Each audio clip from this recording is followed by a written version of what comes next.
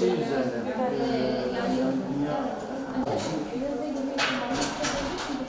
Niye oldu? Çünkü ilk doğum çok başarılı da geçti. Son noktada bir şey olursa evet, emziklikten de. Nasıl ödülüyorsunuz? Biz yani onu almaya çalışıyoruz. Burası böyle bacakları bütün başlıyor.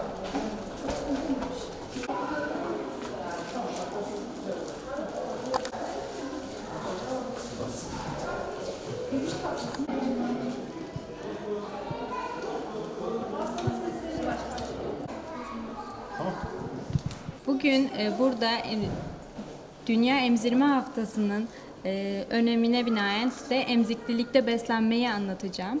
Sevgili anneler, 9 aylık doğum sürecini geride bıraktınız. Hamilelik ve doğum sürecini geride bıraktınız. Artık sizin için ve bebeğiniz için çok önemli ve özel olan emziklilik dönemindesiniz. Emziklilik döneminde beslenmede dikkat etmeniz gereken 5 temel kural vardır. Öncelikle vücudunuzun su dengesi için ve bebeğinizin sütüden yeterince yararlanabilmesi için günde en az 10-12 bardak kadar su içmeniz gerekir. Her gün mutlaka iyi demir kaynaklarından ve protein kaynaklarından et, yumurta ve tavuktan yemelisiniz. Haftada 2 defa mutlaka balık tüketimine özen göstermelisiniz. Çünkü içerisindeki omega 3 bebeğinizin zihinsel gelişimi için önemlidir. Emziklilik döneminde yapmamanız gerekenlere gelirsek, çok fazla çay, kahve, içerisindeki kafeinden dolayı bebekte hiperaktiviteye neden olabileceği için 5 fincandan fazla tüketmemek gerekir.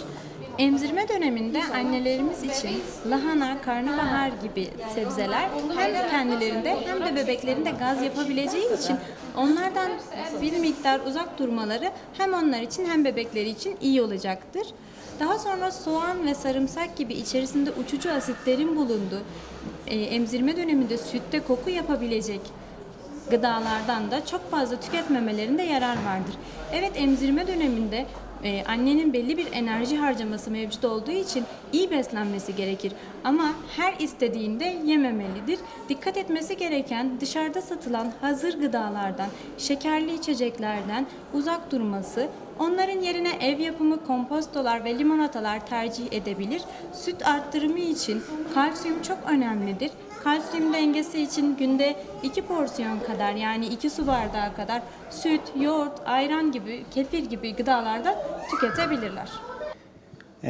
Anne sütü ilk 6 ay sadece bebeklere anne sütü önermekteyiz. Her çocuğun kendi annesinin sütü kendisine faydalı olandır. Çocuk doğduktan hemen sonra hiç vakit kaybetmeden dakikalar içerisinde annesine emzirtilmesi gerekmektedir. Ve ilk 6 ay boyunca anne sütü dışında herhangi bir gıda bebeğe verilmemesi gerekmektedir.